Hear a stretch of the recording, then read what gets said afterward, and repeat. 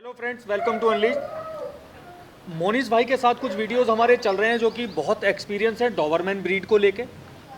और डॉबरमैन हमेशा से ही मेरा फर्स्ट लव रहा है। अगर मैं डॉग्स की बात करूं तो डॉबरमैन मुझे सबसे ज़्यादा पसंद रहा है।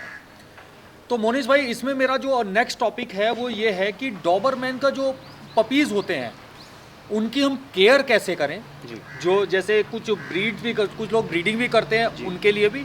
देन वो लोग जो लोग घर में लेके जाते हैं पपीज़, वो उसकी केयर कैसे करें। जी। और पपीज़ का सिलेक्शन कैसे करें। सपोज मुझे डॉबरमैन डॉग चाहिए, मुझे पर्सनल गार्डिंग के लिए चाहिए, या एक बंदा है उसे फ्लैट में रखना है अपने, एक काम डॉग चाहिए जो बैलेंस डॉग हो वो बिल्कुल। डॉग चाहिए। जी। तो पपी का सिलेक्शन कैसे करें और डॉबरमैन को फूड कैसे उसकी केयर केयर कैसे कैसे करें। करें, जी। ये इसलिए पूछ रहा हूँ क्योंकि आपका एक्सपीरियंस बहुत अच्छा है डॉबरमैन ब्रीड को लेके। तो आप प्लीज़ बताएं इस। हेलो गाइस, जो टॉपिक हमारा है उस पर मैं स्टार्ट करूंगा। सबसे पहले एक जनरल अवेयरनेस का बात से। डॉबरमैन का ब्रीडिंग किसी भी मेल फीमेल का, मतलब जैसे अगर आपके पास 2 फीमेल्स हैं और 1 मेल है, या मल्टीपल फीमेल्स हैं और 1 मेल है, हमेशा ध्यान रखिए 1 फीमेल से साल में 1 लीटर दीजिए। 1 लीटर से ज़्यादा अगर आप लेंगे तो फॉल्स प्रेगनेंसी, मिसकैरेजेस, पपी का लिटर छोटे साइज़ का होगा, बच्चे वीक पैदा होंगे, फीमेल को नुकसान होगा। मैं पहला कंसर्न पपी केयर और लिटर केयर का स्टार्टिंग में करने से पहले मैं बोल रहा हूँ, एक बार साल में ब्रीड कराइए। ब्रीडिंग कराने से पहले इंश्योर करिए फीमेल एक्स्ट्रा फैटी ना हो, बॉडी पे फैट कंटेंट ना हो कंसीव करने से पहले। डीवर्मिंग फीमेल की हो गई हो, उसके प्रॉपर मल्टीविटामिन, कैल्शियम, लिवर 52, ये सारी चीज़ें उसकी प्रॉपरली चल रही हों। कोई हाल फिलहाल में उसको नज़ला खांसी बुखार जैसी ना हुई हो, भाई किसी को भी हो सकती है, या कोई इंजरी ना हुई हो जिससे उसका मेंटल स्टेटस सही ना हो। तो ये सारी चीज़ें आपने देखनी है फीमेल को कंसीव कराने से पहले या मीटिंग कराने से पहले। जब आप फीमेल की मीटिंग करा लेते हैं तो शुरुआत के 15-20 दिन आप फीमेल को मोबाइल रख सकते हैं, टहला घुमा सकते हैं, बॉल फेच करा सकते हैं, सब कुछ करा सकते हैं। But after 30 to 32 days female को थोड़ा आप लेस एक्टिविटी रखिए। फीमेल को आप खाना टाइमली दीजिए, उसको टहलाने ज़रूर ले जाइए, बट उसको पुलिंग मत करने दीजिए। उसका मतलब एक्स्ट्रा डॉग्स को चेस मत करवाने दीजिए, या बहुत ज़्यादा डॉग्स के साथ खेलने ना दीजिए, क्योंकि उसमें इंजरीज़ भी हो सकती हैं। फीमेल कई बार बच्चे मिसकैरेज हो जाते हैं। स्टार्टिंग से हमको करना है। अभी वंस जब हमारे क्या बच्चा पैदा हो रहा है, अगर आपके पास एक्सपीरियंस नहीं है कभी लिटर का, तो मैं सजेस्ट करूँगा एक वेटरनेरियन को बुला लीजिए। खुद डॉक्टर मत बनिए और फीमेल पे डिपेंड मत करिए, क्योंकि जब कई बार फीमेल पहली बार माँ बनती है तो वो लिटर होता है, बच्चे की नाल काटते काटते ज़्यादा नाल काट जाती है, ब्लीडिंग होने लगती है बच्चों में। कई बार चाटते चाटते वो बच्चे को बाइट भी कर लेती है क्योंकि इनएक्सपीरियंस होती है। तो हमेशा वेटनेरियन को बुलाइए, आप मौजूद रहिए। हैंडल आप ही को करना है, गाइड वो करेगा, क्योंकि आपकी फीमेल दूसरे को तो आने नहीं देगी पास में। अच्छा, फिर सेकेंडली जब लिटर हो जाए, क्लीनिंग हो जाए, पहला बच्चा पैदा हुआ, माँ के आप मिल्क पे उसको लगा दीजिए। दूसरा बच्चा होगा, फीमेल उठ के दे देगी, बट पहले बच्चे को मिल्क दे दिए। तो जैसे जैसे बच्चा हो उसको मिल्क मिलता जाए, जितना जल्दी मिल सके। टावल्स रखिए, ड्राई वाई करके उसको तुरंत मिल्क पे लगा दिए। अब बच्चा आपका 14 दिन, 13 दिन, 12 दिन में बच्चे आँख खोलते हैं। जैसा माँ का दूध है, जितना बड़ा लिटर है उसके ऊपर बच्चा डेवलप होता है। एक एवरेज लिटर में बच्चा 13 से 14 दिन में आंखें खोल देता है। 14 दिन पे लोग कहते हैं भाई 14-15 दिन से बच्चे को खिलाना नहीं। बच्चे को माँ का दूध मैक्सिमम आपको देना है 28 दिन, 30 दिन, 25 दिन। ये मत करिए 21 दिन पे माँ के दूध के साथ कुछ और स्टार्ट कर दिए, क्योंकि बच्चे का स्टमक अभी रेडी नहीं है। बच्चे के स्टमक को रेडी होने में 30 डेज़ लगते हैं। जंगल में डॉग्स ब्रीड करते हैं, वहाँ कोई स्पेशलाइज केयर देने वाला नहीं होता है। 30 दिन तक तो माँ एक्सक्लूसिव उनको खाना अपना दूध देती है। 30 दिन के बाद हंट करके लाती है और ऑलरेडी सॉलिड फूड को जो चबा हुआ है उसको उनके सामने वॉमिट करती है। हमारे डॉग्स में भी करती है, बट हम करने नहीं देते हैं। हम क्या करते हैं, उसको बांध के रखते हैं, दूध के लिए छोड़ते हैं, फिर बांध देते हैं। तो उसका नेचुरल प्रोसेस वैसे ही हर्ट कर रहे हैं, ठीक है। दूसरी चीज़, बच्चे को खाना आपको नहीं देना है 28 से 30 दिन तक। जब 28-30 दिन के बच्चे हो जाएं, फर्स्ट डोज ऑफ वैक्सीनेशन हो जाए, डिवर्मिंग का फर्स्ट डोज हो जाए, उसके बाद आप क्या करिए, फर्स्ट डोज वैक्सीनेशन नहीं, डिवर्मिंग हो जाए, उसके बाद आप उनको पपी का जो सेरेलैक्स आता है उससे स्टार्ट करिए, जो आपको 28 दिन से 35 दिन तक देना है विद मदर्स मिल्क। मतलब मदर मिल्क भी देना है और वो भी देना है। बट सेरेलैक्स जब पहले दिन आप देंगे तो ये मत करिए कि 4 टाइम दीजिए, आप उसको मैक्सिमम 2 टाइम दीजिए। फिर आप उसमें 3 टाइम कर दिए, और फिर क्वांटिटी आप उसको ऊपर नीचे कर लें। फ्रेश दीजिए, बनाइए और दे दीजिए, उसको रखिए मत। बैक्टीरिया एक्टीरिया ना बन जाए। तीसरी चीज़, माँ के दूध और सेरेलैक्स के बीच में एक अच्छा गैप होना चाहिए, क्योंकि लोग क्या करते हैं, अरे एक बार जाओ दूध भी पिलवा दो सेरेलैक्स, नहीं, उसको गैपिंग में दो आप। टोटल उसको 6 to 8 मील्स मिलने चाहिए। 4 आप सेरेलैक्स ही दिला दो, 4 से 6 बार, जितनी बार नेचुरली फीमेल फीड करती है वो करेगी। आफ्टर 35 डेज आप उनको पप स्टार्टर जो पेडिग्री आती है और ये सेरेलैक्स मिक्स करके दे सकते हो। अब आती है जनरल केयर।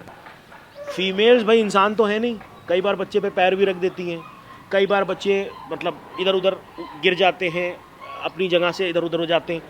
तो आपके पास अगर आप ब्रीडिंग कर रहे हो तो आपके पास कम से कम 2 केजेस होने चाहिए। एक केज जिसमें आप फीमेल को रखो और एक केज जिसमें आप सारे बच्चों को रखो। जब माँ दूध पिलाने जाएगी, पिलाएगी, दूध पिला के बाहर आ गई, आप उसको फ्री कर दो, बच्चे अंदर हैं, तो क्या है, बच्चे अपने आप थोड़ा सा रहते हैं, ठीक है। स्पेसिफिक केयर कुछ नहीं है, टेम्परेचर वॉच करना है, बच्चे आपस में कडल कर लेंगे, अगर विंटर्स हैं तो कडल कर लेंगे, समर्स में ये सब इशू होते नहीं हैं। नाउ वैक्सीनेशन, डिवर्मिंग का बहुत इंपॉर्टेंट रोल है। अगर आपके बच्चे को आपने टाइमली डिवर्मिंग कर दी तो बच्चे आपके खाना भी अच्छे से उठाएंगे और उनका ग्रोथ भी अच्छे से होगा। वैक्सीनेशन बहुत इंपॉर्टेंट है उनके ग्रोथ के लिए। उनको पपी डीपी ज़रूर लगवाएं।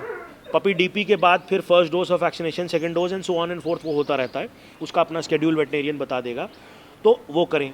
और सबसे इम्पॉर्टेंट, जो मदर है उसके डाइट पर फोकस रखें। मैं आजकल ये भी देख रहा हूँ कि वो डॉबरमैन लिटर अवेलेबल बच्चे की वीडियो दिखा दी और फीमेल की रिब्स दिख रही हैं, एकदम स्किनी हो रही है।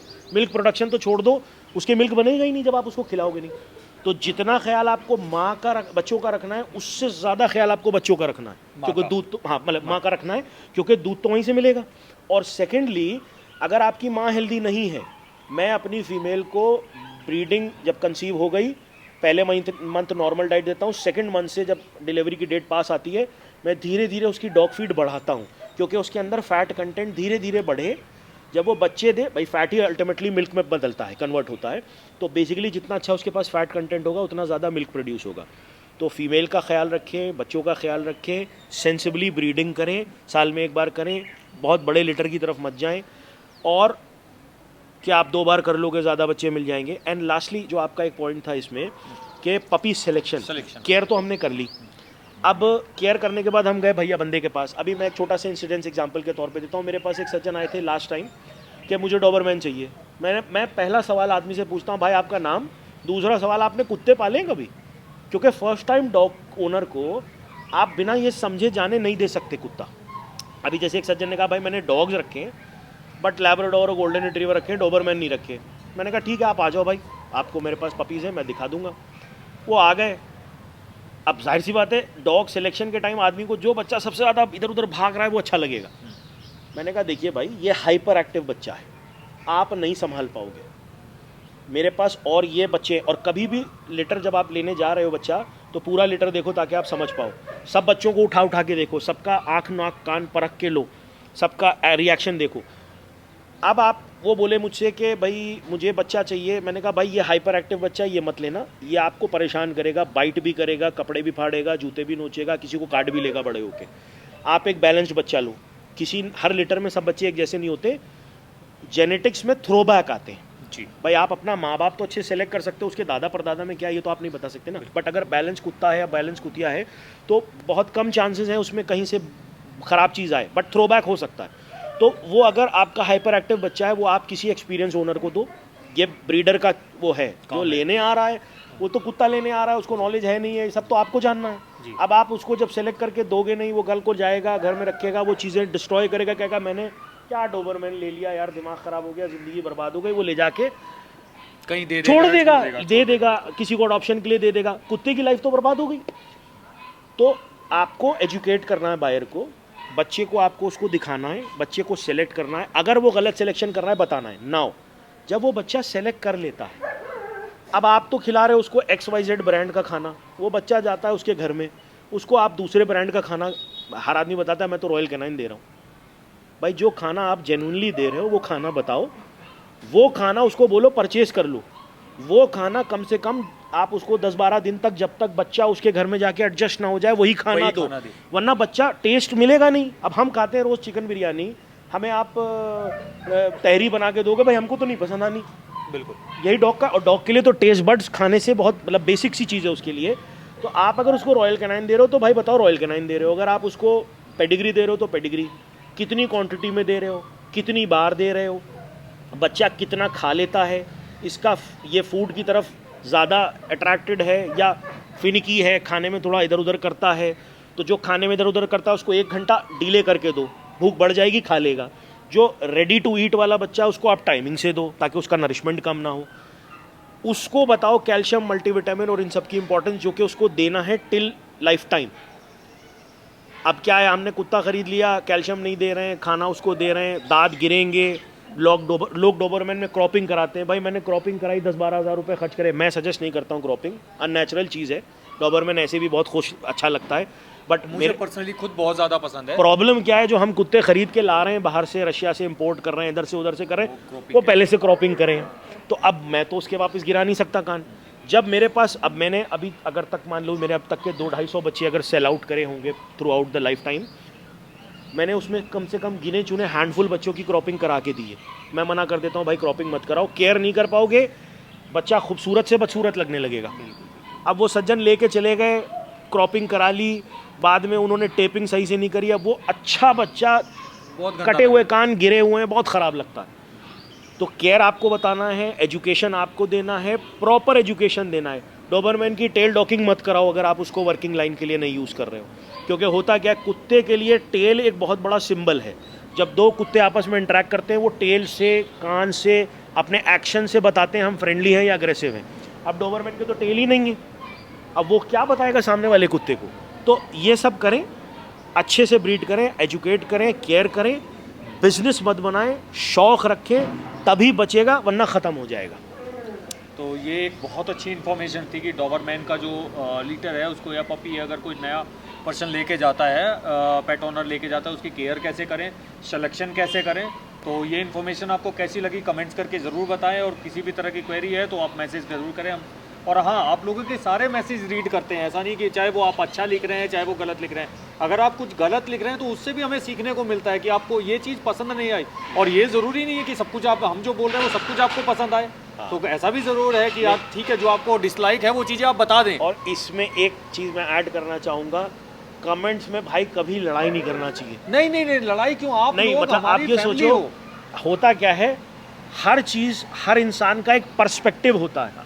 मेरा पर्सपेक्टिव और आपका पर्सपेक्टिव 100% मैच करे, ये पॉसिबल नहीं ये नहीं है बिल्कुल। तो हम सब अच्छे के लिए कर रहे हैं, आप भी अच्छे के लिए कर रहे हो, कोशिश करेंगे, इस ब्रीड को बढ़ाएंगे, डॉबरमैन को बढ़ाएंगे, उसी के लिए ये सब कुछ कर रहे हैं। जी।